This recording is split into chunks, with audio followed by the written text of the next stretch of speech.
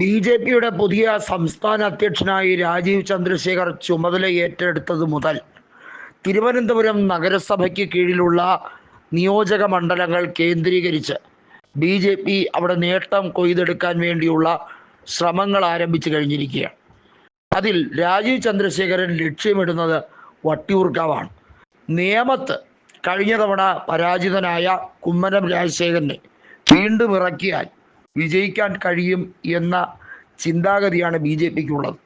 എന്നാൽ ഇത് രണ്ടും പൊളിച്ചെടുക്കുക എന്ന തന്ത്രവുമായി കോൺഗ്രസ് എത്തുകയാണ്. കെ മുരളീധരൻ കൃത്യമായി പറഞ്ഞു കഴിഞ്ഞിരിക്കുകയാണ് വട്ടിയൂർക്കാവിലോ നേമത്തോ തൻ്റെ സാന്നിധ്യം ഉണ്ടാകും എന്ന കാര്യം. എന്നാൽ നേമത്തും വട്ടിയൂർക്കാവിലും ഒരേ സമയം നിന്നാൽ അതൊരു തെറ്റായ സന്ദേശമായിരിക്കും കൊടുക്കപ്പെടുന്നത്. എന്നാൽ വട്ടിയൂർക്കാവ് തൻ്റെ മണ്ഡലമാണ്.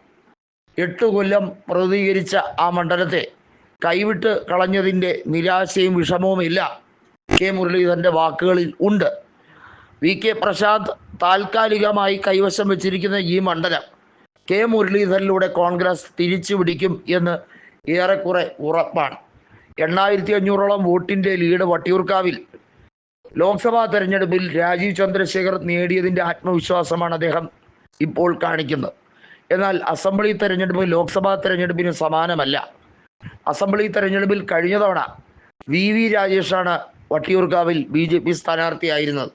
21,000 വോട്ടിൻ്റെ ഭൂരിപക്ഷത്തിലാണ് CPIM വി രാജേഷിനെ തോൽപ്പിച്ചത്.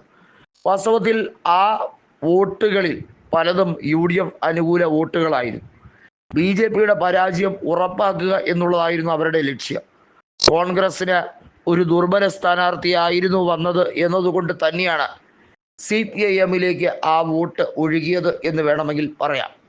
നിലവിലെ രാഷ്ട്രീയ സാഹചര്യത്തിൽ കേരളത്തിൽ ഒരു അന്തർധാര CPIMും BJPയും തമ്മിൽ നടക്കുന്നുണ്ട്.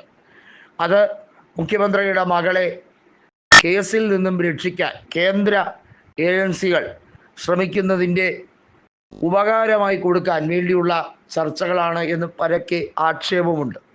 CPIMനെ സംബന്ധിച്ചിടത്തോളം കേരളത്തിൽ മൂന്നാമതും ഭരണം പിടിക്കാൻ എന്ത് വിട്ടുവീഴ്ചയും BJPയുമായി ചെയ്യാൻ താല്പര്യപ്പെട്ട് നിൽക്കുകയാണ്.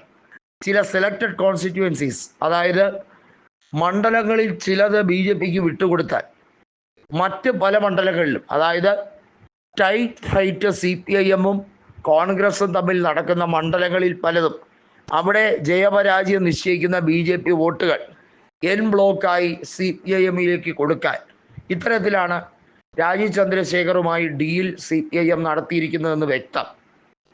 രാജീവ് ചന്ദ്രശേഖർ ഒരു രാഷ്ട്രീയക്കാരൻ എന്നതിലുപരി മികച്ച ഒരു നെഗോഷിയേറ്ററാണ്.